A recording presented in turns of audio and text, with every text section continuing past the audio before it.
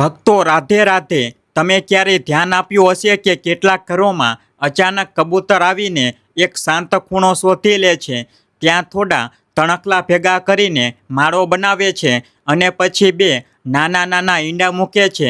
ઘણા લોકો તેને માત્ર એક સામાન્ય વાત સમજીને છોડી દે છે, પરંતુ શું તમે ક્યારેય રોકાઈને વિચાર્યું છે કે આ નાનું અમથું કામ ઘરના વાતાવરણ પર કેવી અસર કરે છે? આ સંકેત સારો છે કે ખરાબ? આનાથી ઘરમાં સુખ આવે છે કે કોઈ મુશ્કેલી વધે છે? શું આ માત્ર એક પક્ષીની આદત છે કે તેમાં કોઈ મોટું રહસ્ય છુપાયેલું છે? આજની આ કથામાં આપણે આ જ સમજીશું. આખરે જ્યારે ઘરમાં કબૂતર ઈંડા આપી જાય ત્યારે વાસ્તવમાં શું બદલાવ આવે છે? પરંતુ સીધો જવાબ આપવો સરળ હોય છે, સમજવો મુશ્કેલ. તેથી આપણે આને વાર્તાના રૂપમાં જાણીશું, જેથી દરેક વ્યક્તિ, ભલે તે ભણેલો હોય કે ન ભણેલો હોય, આ વાતને દિલથી સમજી શકે. ઘણા લોકો કહે છે કે કબૂતર ઈંડા આપી જાય તો ખૂબ શુભ હોય છે, ઘરમાં શાંતિ આવે છે. કેટલાક કહે છે કે આ અશુભ છે, આ સમસ્યાનો સંકેત છે. કેટલાક લોકો માને છે કે કબૂતર શાંતિ અને પ્રેમનું પ્રતીક છે, તેથી તેનું ઘરમાં ઈંડું મૂકવું એ ઉર્જાની સારી હોવાનો ઇશારો કરે છે. બીજી તરફ કેટલાક લોકો ચિંતિત થઈ જાય છે અને કહે છે કે ક્યાંક આ આપણા પર કોઈ બોજ તો નથી નાખી ગયું. તમે પણ જોયું હશે કે કબૂતર જ્યાં ઈંડા મૂકે છે ત્યાં રોજ જાય છે, બેસે છે અને પોતાના ઈંડાની રક્ષા કરે છે. પછી થોડા દિવસો પછી તે ઈંડામાંથી બે નાના નાના બચ્ચા બહાર આવે છે. તે બચ્ચા થોડા સમય સુધી ત્યાં જ રહે છે, પછી ઉડી જાય છે. પરંતુ આ દરમિયાન શું તમે જોયું છે કે ઘરના લોકોના જીવનમાં શું થઈ રહ્યું હોય છે? શું ઘરમાં ખુશી વધે છે? શું તણાવ ઓછો થાય છે? કે પછી ઉલટું, કોઈને કોઈ કારણસર પરિસ્થિતિઓ બગડવા લાગે છે? ઘણા વડીલો કહે છે કે જ્યાં કબૂતર ઈંડા મૂકે છે તે ઘર સ્થિર, શાંત અને સુરક્ષિત હોય છે. અન્ય કેટલાક કહે છે કે આ ઘરની ઉર્જામાં અસંતુલનનો સંકેત છે. હવે તમે વિચારશો કે બંને વાતોમાંથી સાચું શું છે? ઘણીવાર એવું પણ થાય છે કે કબૂતર જે જગ્યાએ ઈંડા મૂકે છે ત્યાં ધીમે ધીમે ગંદકી ફેલાવા લાગે છે, દુર્ગંધ આવવા લાગે છે, ઘરના તરંગો ભારે થવા લાગે છે. પરંતુ ઘણા ઘરો એવા પણ જોવા મળ્યા છે જ્યાં કબૂતર ઈંડા મૂક્યા પછી જ બરકત વધી ગઈ, પૈસાનો પ્રવાહ સારો થઈ ગયો, પરિવારમાં પ્રેમ વધ્યો, કામ થવાનું શરૂ થઈ ગયું. તો શું આ બધો સંયોગ છે કે તેની પાછળ કોઈ ઊંડી આધ્યાત્મિક કે વાસ્તુ શક્તિ કામ કરે છે? તમે ક્યારેય વિચાર્યું છે કે કબૂતર ઘરોને જ કેમ પસંદ કરે છે? તે જંગલમાં પણ જઈ શકે છે, ઝાડ પર પણ ઘર બનાવી શકે છે, પરંતુ તે માણસના ઘરોને પસંદ કરે છે. આવું કેમ? શું આ કોઈ અદૃશ્ય સંકેત છે? શું તે ઘરના વાતાવરણ, તેની ઉર્જા અને તેના ભવિષ્ય વિશે કોઈ સંકેત જણાવે છે? કેટલાક લોકો કહે છે કે જ્યારે કબૂતર વારંવાર તમારા ઘરે આવી રહ્યું છે, તો તેનો અર્થ એ છે કે તમારું ઘર શાંત છે, સુરક્ષિત છે અને ત્યાંની હવા તેને પસંદ છે, એટલે કે ઘરના તરંગો સકારાત્મક છે. પરંતુ જ્યારે તે જ કબૂતર ઈંડા આપીને જતું રહે છે, ત્યાર પછી સતત ઘરમાં ચિંતા, તણાવ કે નુકસાન થવા લાગે છે, ત્યારે મનમાં એક નાનકડો પ્રશ્ન ઉઠે છે કે આખરે આ શું થઈ રહ્યું છે? શું તમે ક્યારેય ધ્યાન આપ્યું છે કે જ્યારે કબૂતરે ઈંડા મૂક્યા હોય ત્યારે તમારા ઘરમાં કેવી ઘટનાઓ બને છે? ક્યાંક પરિવારમાં ઝઘડા વધી રહ્યા છે, ક્યાંક પૈસાનું નુકસાન થયું, ક્યાંક અચાનક બીમારી આવી, કે પછી ઉલટું, ઘરમાં કોઈ ખુશખબરી આવી, નોકરી મળી, નવું કામ શરૂ થયું. આ બધી વાતોને સમજવા માટે વાર્તા ખૂબ જરૂરી છે. એક સમયની વાત છે, હિમાલયની ઊંચાઈ પર વસેલા શાંત, પવિત્ર અને દિવ્ય કૈલાસ પર્વત પર ભગવાન શિવ ગહન ધ્યાનમાં લીન હતા. ચારે બાજુ ઘેરી શાંતિ હતી. વાતાવરણ એટલું શાંત હતું કે માત્ર હવાનો ધીમો અવાજ અને ધ્યાનની ઉર્જાનું કંપન અનુભવાતું હતું. તે જ સમયે આકાશમાર્ગથી પોતાની વીણા વગાડતા દેવર્ષિ નારદ કૈલાસ પર પહોંચ્યા. નારદ મુનિ હંમેશા દરેક લોકમાં ફરતા રહે છે અને જ્યાં પણ કોઈ રહસ્ય કે પ્રશ્ન હોય ત્યાં પહોંચી જાય છે. આજે તેમની જિજ્ઞાસા તેમને સીધી ભગવાન શિવ પાસે લઈ આવી હતી. નારદજી શિવજીના ચરણોમાં ઝૂક્યા અને નમ્રતાથી બોલ્યા, જય શિવ શંભુ, નમઃ શંભુ, હે દેવાધિદેવ, આજે હું તમારી પાસે એક વિશેષ પ્રશ્ન લઈને આવ્યો છું. ભગવાન શિવે ધીમે ધીમે નેત્રો ખોલ્યા. તેમણે નારદજી તરફ જોયું અને શાંત સ્વરમાં કહ્યું, દેવર્ષિ, તમારું સ્વાગત છે. કહો, તમે કઈ જિજ્ઞાસા લઈને આવ્યા છો? નારદજી બોલ્યા, ભગવાન, હું જ્યારે પૃથ્વીલોકમાં ભ્રમણ કરી રહ્યો હતો ત્યારે મેં અનેક ઘરોમાં એક વિશેષ વાત જોઈ. કેટલાક ઘરોમાં કબૂતર આવે છે, માળો બનાવે છે અને પછી ઈંડા મૂકે છે. ત્યાં રહીને થોડા દિવસ સુધી પોતાના બચ્ચાની દેખરેખ કરે છે. પરંતુ કેટલાક લોકોનું કહેવું છે કે જ્યાં કબૂતર ઈંડા મૂકે છે ત્યાં દરિદ્રતા આવી જાય છે. કેટલાક કહે છે કે ત્યાં અશુભ ઉર્જાનો વાસ થઈ જાય છે અને કેટલાક તો કહે છે કે તે ઘર પવિત્ર અને શાંત થઈ જાય છે. તો હે ભોલેનાથ, મારી જિજ્ઞાસા એ જ છે કે જે ઘરમાં કબૂતર આવે છે અને ઈંડા મૂકે છે તે ઘરમાં વાસ્તવમાં શું થાય છે? શું આ શુભ છે કે અશુભ? તેનો વાસ્તુ અને જ્યોતિષ સાથે શું સંબંધ છે? ભગવાન શિવ મુસ્કુરાયા અને બોલ્યા, નારદ, તમે આજે સંપૂર્ણ માનવજાતિ માટે એક અત્યંત મહત્વપૂર્ણ પ્રશ્ન કર્યો છે. આ પ્રશ્ન માત્ર પક્ષીઓ સાથે જોડાયેલો નથી, પરંતુ તે ઘરની ઉર્જાની ગતિ અને તેમાં રહેતા લોકોના જીવન પર ઊંડી અસર કરે છે. નારદજીએ ફરી કહ્યું, ભગવાન, હું જાણું છું કે આ પ્રશ્નનો ઉત્તર સાધારણ નથી, પરંતુ હું ઈચ્છું છું કે તમે મને વિસ્તારથી સમજાવો કે કબૂતરોનું ઘરમાં આવવું, ઈંડા મૂકવા અને પછી જતા રહેવું, તેનું ઊંડું રહસ્ય શું છે? શું તેનો સીધો સંબંધ આપણા કર્મો સાથે છે કે આપણા ઘરની સ્થિતિ સાથે? શું આ આવનારી ઘટનાઓ સાથે સંકેત આપે છે? શું આ ચેતવણી છે કે વરદાન?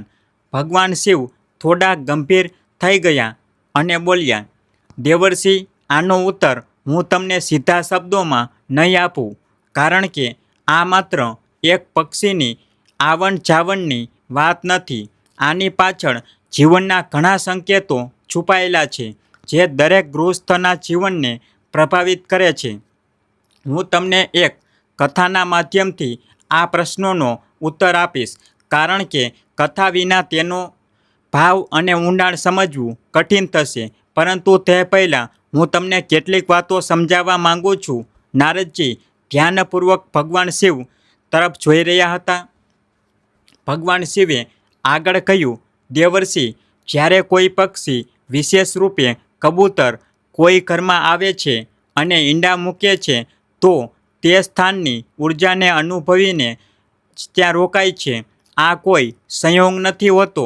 ઘરની દિશા, તેમાં વહેતી હવા, ત્યાંનો ભેજ, અવાજ અને કંપન, આ બધું કોઈ જીવને આકર્ષિત કરે છે. અને જ્યારે તે જીવ ઈંડા મૂકે છે તો તે ઉર્જા સાથે જોડાઈ જાય છે. નારદજીએ સંમતિમાં માથું હલાવ્યું અને કહ્યું, તો આનો અર્થ એ થયો કે કબૂતરનું ઈંડું મૂકવું એ માત્ર એક પ્રાકૃતિક પ્રક્રિયા નથી, પરંતુ ઉર્જાનો સંકેત છે. ભગવાન શિવ બોલ્યા, બિલકુલ દેવર્ષિ, પરંતુ આ ઉર્જા સકારાત્મક છે કે નકારાત્મક તેનું નિર્ધારણ ઘણી વાતો પર નિર્ભર કરે છે. જેમ કે તે ઘરના લોકોના વ્યવહાર, તેમની વિચારવાની રીત, તેમના કર્મ અને તેમના ઘરની વાસ્તુ સ્થિતિ. નારદજીની ઉત્સુકતા હવે વધુ વધી ગઈ હતી. તેમણે પૂછ્યું, ભગવાન, શું એવું પણ સંભવ છે કે કોઈ ઘરમાં જો નકારાત્મક ઉર્જા હોય તો કબૂતર ત્યાં ઈંડા મૂકવા નથી આવતા? અથવા જો તેઓ આવી જાય તો તેમના ઈંડા મૂકવા એ કોઈ પ્રકારની ચેતવણી હોય? ભગવાન શિવ બોલ્યા, આ પણ સંભવ છે, પરંતુ દરેક સ્થિતિમાં અર્થ અલગ હોય છે. તેથી જ હું તમને આ બધું એક કથાના માધ્યમથી વિસ્તારથી સમજાવીશ. કથાના માધ્યમથી હું તમને એ પણ જણાવીશ કે કબૂતરોનું ઘરમાં આવવું કઈ રીતે જીવનની દિશાને બદલી શકે છે, ક્યારેક શુભ તો ક્યારેક અશુભ. નારદજી બોલ્યા, ભગવાન, હું તમારી કથા સાંભળવા માટે સંપૂર્ણપણે તૈયાર છું. કૃપા કરીને મને તે જ્ઞાન આપો જેથી હું આ રહસ્યને પૂર્ણ રૂપથી સમજી શકું અને આગળ જઈને તેને લોકહિતમાં વહેંચી શકું. ભગવાન શિવ બોલ્યા, દેવર્ષિ, કથા આરંભ કરતાં પહેલાં હું ઈચ્છું છું કે તમે આ વિષયને ઊંડાણથી સમજવા માટે તમારું મન એકાગ્ર કરો, કારણ કે આ માત્ર વાર્તા નહીં હોય. આ જીવનના તે સંકેતોનું જ્ઞાન છે જેને લોકો અવારનવાર નજરઅંદાજ કરી દે છે. નારદજીએ મુસ્કુરાઈને કહ્યું, ભગવાન, હું તૈયાર છું. તમને જે ઉચિત લાગે કૃપા કરીને તે કથા આરંભ કરો. ઘણા સમય પહેલાંની વાત છે.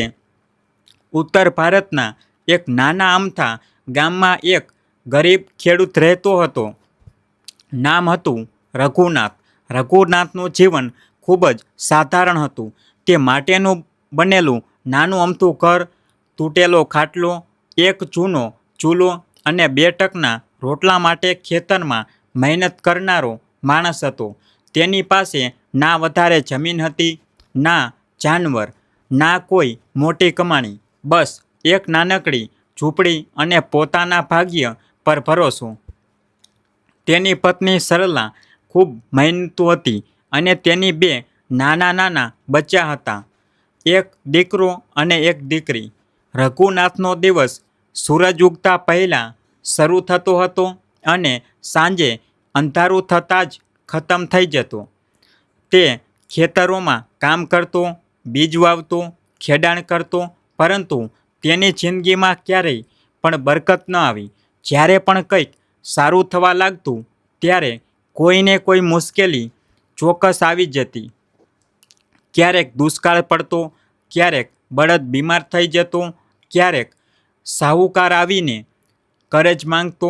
પરંતુ એક વાત હતી, રઘુનાથ ખૂબ ઈમાનદાર અને શુદ્ધ મનવાળો માણસ હતો.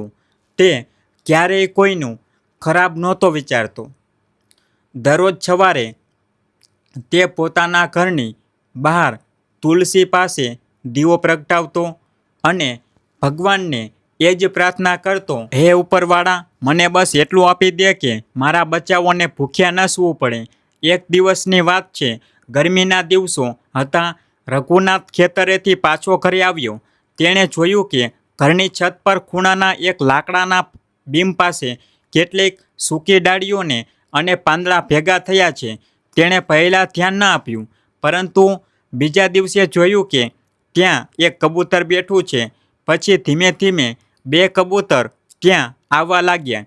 દિવસો વીતતા ગયા અને તેમણે ત્યાં માળો બનાવી લીધો.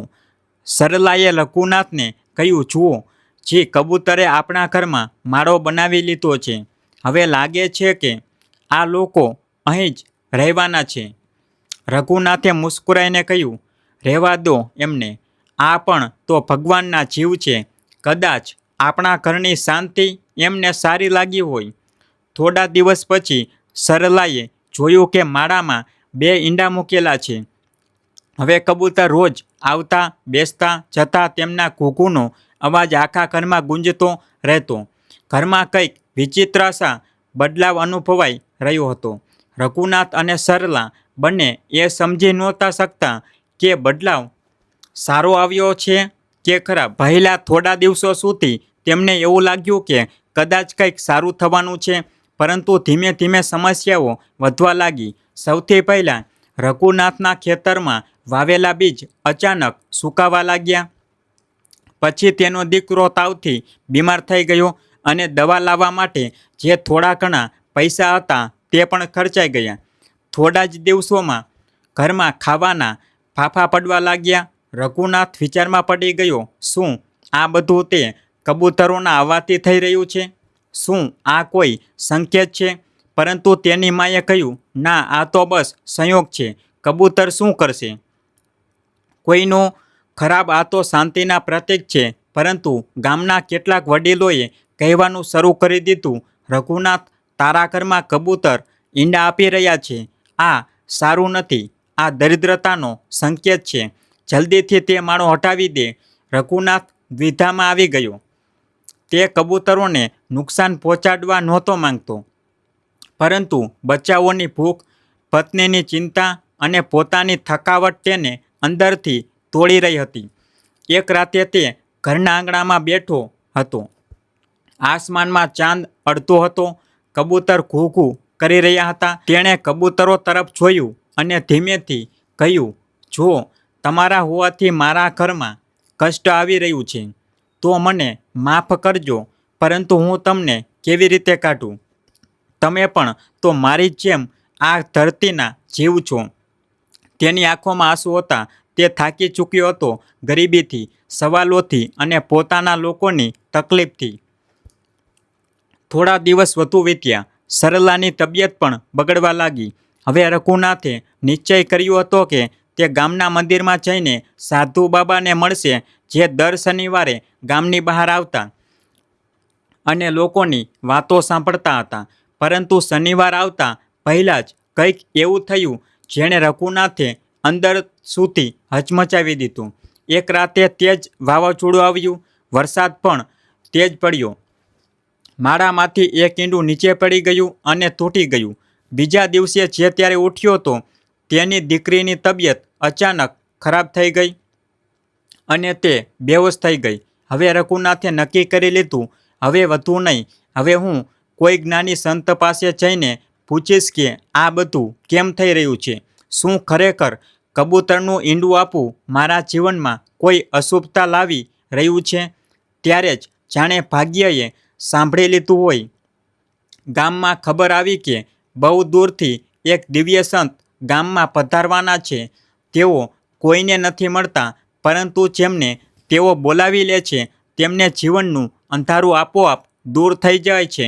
સાંભળતા જ રઘુનાથની આંખોમાં ઉમ્મીદનું કિરણ જાગ્યું. તે મનમાં ને મનમાં વિચારવા લાગ્યો, જો તે સંત આપણા ગામમાં આવશે તો હું તેમના ચરણોમાં બેસીને મારી વાત કહીશ. ભલે મારે કેટલી પણ ભીડમાં ઊભા રહેવું પડે, હું તેમની પાસે ચોક્કસ જઈશ. અને જેવો જ તે દિવસ આવ્યો, આખું ગામ તેમની એક ઝલક મેળવવા માટે મંદિર તરફ દોડ્યું. રઘુનાથ ભીડમાં હતો. હવે કથાના તે વળાંક પર આવીએ છીએ જ્યાં ગામમાં પધાર્યા દિવ્ય સંતજી અને રઘુનાથ પોતાની બધી પીડા, પોતાના બધા પ્રશ્નો લઈને તેમના ચરણોમાં જઈને બેઠો. મંદિરની બહાર મોટી ભીડ હતી, પરંતુ સંતજીએ જ્યારે પોતાની આંખો ખોલી તો તેમની દ્રષ્ટિ સીધી રઘુનાથ પર પડી. તેઓ મુસ્કુરાયા અને પોતાના હાથથી સંકેત કર્યો, બેટા આવ, મારે તને કંઈક કહેવું છે. રઘુનાથ ધ્રુજતા ધ્રુજતા ભીડને ચીરતો તેમની પાસે ગયો અને તેમના ચરણોમાં ઝૂકી ગયો. તેની આંખોમાં આંસુ હતા. રઘુનાથ બોલ્યો, મહારાજ, હું બહુ દુઃખી છું. મારા ઘરમાં કબૂતરોએ માળો બનાવ્યો, ઈંડા મૂક્યા અને ત્યાર પછી મારા જીવનમાં જાણે દુઃખોનો પહાડ તૂટી પડ્યો. ખેતર બરબાદ થઈ ગયા, બાળક બીમાર થઈ ગયું, પત્ની તબિયત પણ ખરાબ થઈ ગઈ. કેટલાક લોકો કહે છે કે કબૂતરનું ઈંડું મૂકવું અશુભ હોય છે, પરંતુ હું સમજી નથી શકતો સાચું શું છે. કૃપા કરીને મને સાચો માર્ગ બતાવો. સંતજીએ તેની વાત ધ્યાનથી સાંભળી પછી શાંત સ્વરમાં બોલ્યા, બેટા, આ પ્રશ્ન માત્ર તારો નથી. આ પ્રશ્ન તો આજે દરેક એ વ્યક્તિનો છે જેના ઘરમાં કોઈ પક્ષી, ખાસ કરીને કબૂતર, આવીને ઈંડા મૂકે છે. લોકો વિચાર્યા સમજ્યા વગર તેને શુભ કે અશુભ માની લે છે, પરંતુ સચ્ચાઈ આનાથી ક્યાંક વધુ ઊંડી છે. સાંભળ ધ્યાનથી. હું તને 3 વાતોના માધ્યમથી આનો ઉત્તર આપીશ. સૌથી પહેલી વાત એ છે કે સમજ કે જે વાતો સમજાવવામાં ફેલાયેલી છે તે હંમેશા પૂરી રીતે સાચી નથી હોતી. કોઈ કહે છે કબૂતરનું ઈંડું અશુભ છે તો કોઈ કહે છે શુભ છે, પરંતુ બંને જ વાતોની પાછળ પૂરું સત્ય નથી હોતું. ઘણીવાર આપણે કોઈ એક ઘટનાને જોઈને કોઈ આખા વિષય પર નિર્ણય લઈએ છીએ. જેમ કે કોઈના ઘરમાં કબૂતર ઈંડા મૂક્યા પછી ખરાબ સમય આવી ગયો, તો તે કહે છે કે આ અશુભ છે. પરંતુ શું તેણે ક્યારેય એ જોયું કે શું તે ખરાબ સમય પહેલાંથી જ આવી રહ્યો હતો? શું તેના ઘરમાં પહેલાંથી જ કોઈ ભૂલો થઈ રહી હતી? શું તેના કર્મ, તેનો સ્વભાવ કે તેનો વ્યવહાર પહેલાંથી ગરબડ હતો? લોકો એ જ વાતને વારંવાર દોહરાવીને તેને સાચું માની લે છે. આ જ અડધું સત્ય છે. તેથી બેટા, ના તો તરત ડરી જવું અને ના તો વિચાર્યા વિના તેને ભાગ્ય માની લેવું. બીજી વાત જે સૌથી જરૂરી છે, જ્યારે કોઈ પક્ષી, ખાસ કરીને કબૂતર, તમારા ઘરમાં ઈંડા મૂકે છે, તો તે કોઈ સંકેત આપી રહ્યું હોય છે. તે પક્ષી કારણ વગર નથી આવતું. તે તારા ઘરની હવા, શાંતિ અને ઉર્જાને અનુભવે છે. જો ઘરમાં સુકૂન હોય છે તો તે ત્યાં જ માળો બનાવે છે. પરંતુ જો ઘરમાં ભેજ છે, ગંદકી છે, એકલતા છે, તૂટેલી ફૂટેલી જગ્યા છે, તો ત્યાં પણ તે આવે છે, કારણ કે તેને લાગે છે કે અહીં કોઈ તેને નહીં રોકે. હવે વિચાર, તારા ઘરમાં એવું શું હતું કે કબૂતર આવ્યું? શું તે તારા ઘરની સકારાત્મક ઉર્જાથી ખેંચાઈને આવ્યું? કે પછી તને લાગ્યું કે આ ઘર ખાલીપણામાં ડૂબેલું છે? આ સમજવું જરૂરી છે. અને સૌથી મોટી વાત, કબૂતરનું ઈંડું તારા જીવનની પરિસ્થિતિઓને નથી બગાડતું, પરંતુ જે બગાડ પહેલાંથી જ ચાલી રહ્યો હોય છે તે તેના આવ્યા પછી સાફ દેખાવા લાગે છે. જેમ કે એક અરીસો જે ઘરની હાલતને દેખાડી દે છે. તારા જીવનમાં જે કઠિનાઈઓ આવી તે કદાચ પહેલાંથી જ આવવાની હતી, પરંતુ કબૂતરે આવીને તેનો સંકેત આપી દીધો. હવે આ તારા ઉપર છે કે તું તે સંકેતને સમજીને કંઈક બદલ અથવા તેના પર બસ ડરતો રહે. હવે ત્રીજી અને સૌથી જરૂરી વાત સાંભળ બેટા, ડરવાની જરૂર નથી, અહીં સમજવાની જરૂર છે. કબૂતર ખરાબ નથી હોતું, તેનું ઈંડું આપવું પણ ખરાબ નથી હોતું. પરંતુ જો તારા ઘરમાં પહેલાંથી કોઈ પરેશાની છે, તો તે વધીને સામે આવી શકે છે. આવામાં તારે ગભરાવાની જરૂર નથી, પરંતુ પોતાના ઘરને સુધારવાની જરૂર છે. ઘરને સાફ રાખ. સવારે સૂરજ નીકળતા પહેલાં ઉઠીને આંગણામાં થોડું ઝાડછાટ, તુલસી પાસે દીવો પ્રગટાવ, ઘરમાં સુંદર વિચાર લાવ. દરરોજ 2 સારા કામ કર. કોઈ ભૂખ્યાને ભોજન આપ, કોઈ દુઃખીને દિલાસો આપ. અને સૌથી જરૂરી વાત, ઘરમાં કલેશ ન થવા દે. જ્યારે તું તારા ઘરની ઉર્જાને સકારાત્મક બનાવી લઈશ, તો પછી કોઈ પણ પક્ષી, કોઈ પણ સંકેત તને નુકસાન નહીં કરે, પરંતુ તે તારા માટે આશીર્વાદ બની જશે. કબૂતર જો તારા ઘરમાં આવે છે, તો તે એ પણ દેખાડે છે કે ત્યાં હજુ પણ કંઈક શેષ છે, કંઈક ઉમ્મીદ છે. ત્યારે જ તેણે તે ઘર પસંદ કર્યું છે. તો બેટા, તું તારા મનમાંથી ડર કાઢી નાખ. જા, ઘરે જા અને સૌથી પહેલાં પોતાના મનને શાંત કર. પોતાના ઘરની દિવાલોને નહીં, પોતાના મનની દિવાલોને સાફ કર. પછી જોજે, તે જ કબૂતર તારા જીવનમાં શાંતિ અને સમજદારીનું પ્રતીક બની જશે. રઘુનાથની આંખોમાં આંસુ હતા. તેણે સંતજીના ચરણોમાં માથું મૂકી દીધું. તેનું મન જાણે હળવું થઈ ગયું હોય. તેને હવે ડર નહોતો લાગી રહ્યો, પરંતુ તેની અંદર કંઈક બદલાઈ રહ્યું હતું. વિચારવાની રીત, સમજવાની રીત. તે બોલ્યો, મહારાજ, તમે મારી આંખો ખોલી દીધી. હું હવે ઘરે પાછો ફરીને પહેલાં મારી અંદરનો ડર હટાવીશ અને પછી મારા ઘરને સાફ અને શાંત બનાવીશ. સંતજીએ મુસ્કુરાઈને આશીર્વાદ આપ્યા અને કહ્યું, જા બેટા, પોતાના જીવનને સમજ અને સવાર. આ જ સાચો ઉપાય છે. ભગવાન શિવ કથા સમાપ્ત કરતા નારદજી તરફ જુએ છે અને મુસ્કુરાઈને કહે છે, નારદજી, હવે હું આશા કરું છું કે તમારા બધા પ્રશ્નોના ઉત્તર મળી ગયા હશે. હવે તમારા મનમાં કોઈ સંશય નહીં બચ્યો હોય. નારદજીએ બંને હાથ જોડતા ભાવુક થઈને કહ્યું, પ્રભુ, આજે તમે મારી આંખો ખોલી દીધી. હવે મને સમજાઈ ગયું કે દરેક સંકેતને ડરની નજરથી નહીં, સમજની નજરથી જોવો જોઈએ. તમે જે જણાવ્યું તે માત્ર મારી જિજ્ઞાસાનો ઉત્તર નહોતો, પરંતુ સમસ્ત માનવજાતિ માટે એક શીખ છે. હવે આ જ્ઞાન હું આખી દુનિયા સુધી પહોંચાડીશ. જો તમારા ઘરમાં ક્યારેય કબૂતર આવીને ઈંડા મૂકે, તો ગભરાશો નહીં, ડરશો નહીં. એમ ન વિચારતા કે હવે તમારા જીવનમાં દરિદ્રતા આવી જશે કે ખરાબ સમય આવશે. સચ્ચાઈ એ છે કે કબૂતરનું ઈંડું આપવું કોઈ અભિશાપ નથી હોતું. આ માત્ર એક સંકેત હોય છે, અથવા તો તમારા ઘરની શાંતિનો, અને અથવા તો એ બતાવવા માટે કે હવે તમારે તમારા જીવન અને ઘરના વાતાવરણને થોડું વધુ સુધારવાની જરૂર છે. સમજદારી એ જ છે કે ડરવાને બદલે વિચારો, સુધારો અને સકારાત્મક બનો.